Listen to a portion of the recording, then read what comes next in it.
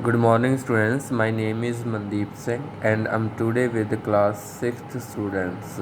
So I today I will teach you about the chapter number 5, the early Vedic period, Brahmavarta. Okay, and in under this chapter, we will learn about advent of the Aryans in the Sapt Sindhu and Gangetic Valley, ठीक है, and components of Vedic literature, early Vedic period, political, social, and economic life.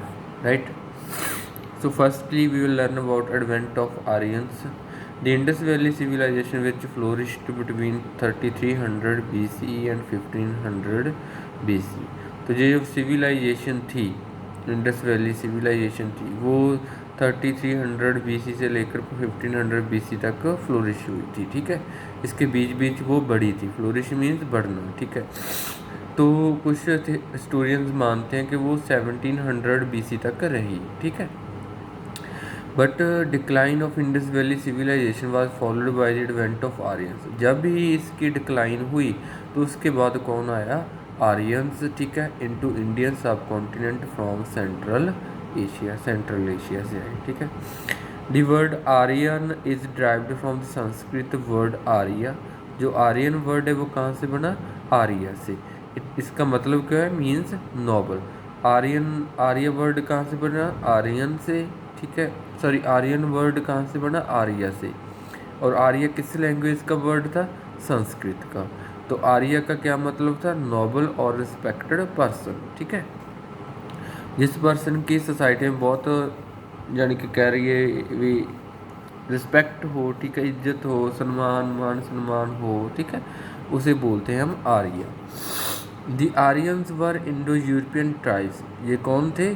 Aryan Indo European tribes थे, कुछ भारतीय, ठीक है, European कबीले थे। वो माइग्रेटेड टू द इंडियन सब continent most probably from Central Asia. Central Asia से आए, कुछ कहते हैं ईरान से आए, ठीक है। लुकिंग फॉर पास्ट, जो इंडिया में क्यों आए थे? इंडिया के ग्रीन फील्ड देखकर वो इंडिया में आए, ठीक है। They came to India through the Hindu Kush mountain. जो हिंदूकश माउंटेन्स हैं उनके थ्रू ये आए, ठीक है।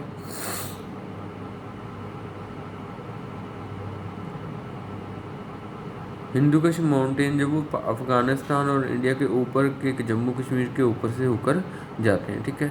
And were subsequently refer to as Indo Aryans. जो इंडिया में है तो उन्हें हम इंडो आर्यंस कहना शुरू कर दिया, ठीक है। They came into conflict with the indigenous people. Indigenous people means जो इंडिया में रह रहे थे लोग, ठीक है, उनके साथ उनकी लड़ाइयाँ हुई, ठीक है। whom they refer to as Dasas and Dasyus, ठीक है, जिन्हें वो दासा और दसुआस बोलते थे, ठीक है। The Indo Aryan initially settled in Sapta Sindhu. सप्त सिंधु में सेटल डाउन हो गए। सप्त Sindhu means land of 7 reverse. It means Punjab का इलाका भी इसके बीच में ही था। बिटवीन 1500 BC टू 1000 BC, इस टाइम के बीच बीच वो वहाँ पे सेटल डाउन हो गई, ठीक है। They named this land as Brahmavarta. इसे ब्रह्मवर्ता नेम दिया गया, ठीक है, जिसका मीन होता है the abode of gods, right. This period is known as early Vedic period. जो पीरियड 1500 BC से लेकर 1000 BC तक है, ठीक है, हम उस पीरियड को बोलते हैं early Vedic period, right. Then gradually the Aryan spread from the Sapta Sindhu region to the plains. आगे जाकर वो प्लेन्स में फैल गए, पूरे पंजाब में फैल गए, गंगा तक पहुंच गए वो, ठीक है। और इन्होंने इस रीजन को नेम दिया आर्यवर्ता, ठीक है। पहले ब्रह्मवर्ता नेम दिया, बाद में इसे आर्यवर्ता नेम दिया, आर्यंस की लैंड, ठीक है, land of Aryans. This period from 1000 BC to 600 BC।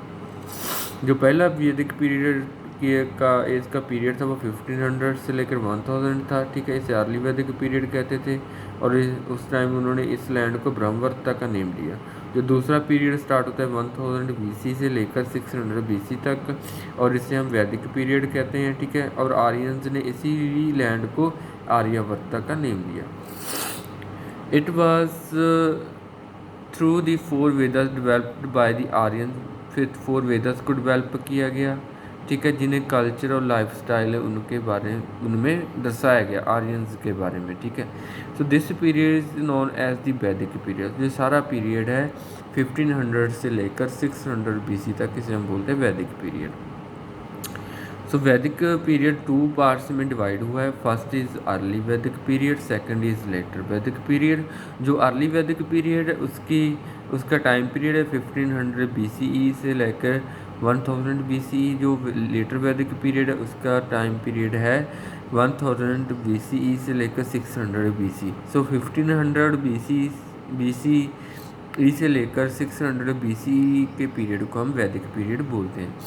इसमें वैदिक लिटरेचर, ठीक है, 4 वेदास को लिखा गया, ब्राह्मण्स को लिखा गया ग्रंथ थे, ये भी आर्नाइक को लिखा गया ग्रंथ थे। ठीक है, उपनिषद को लिखा गया, पुराणास को लिखा गया। ठीक है, ये सभी रिलीजियस ग्रंथ थे। ठीक है, रिलीजियस बुक्स थी। 2 ग्रेट एपिक्स भी लिखे गए, Ramayana and Mahabharata. They were written in verses and in Sanskrit language, the spoken tongue of Aryans. ठीक है, आर्यन की स्पोकन टंग कौन सी थी? संस्कृत लैंग्वेज। ठीक है, ये वर्सेस में लिखे गए, कविताओं में लिखे गए। ठीक है, the Vedas also known as Shruti. Veda को और क्या बोलते हैं? श्रुति भी बोलते हैं। Which mean that which is hear, जिन्हें सुना जा सकता है। श्रुति का मीन्स क्या है? जिन्हें सुना जा सकता है। 4 वेदास में ऋग्वेदा था first. Rigveda is the oldest of the 4 Vedas. It was compose in the early Vedic period. Early Vedic period में इसे कंपोज किया गया। The Rigveda consist of हाइमन्स। हाइमन्स का कंसिस्ट है, ठीक है, इसमें हाइमन्स हैं, मंत्र हैं। ठीक है, कार्ड द सुकत, इसे इन्हें सुकत भी कहा जाता है हाइमन्स को।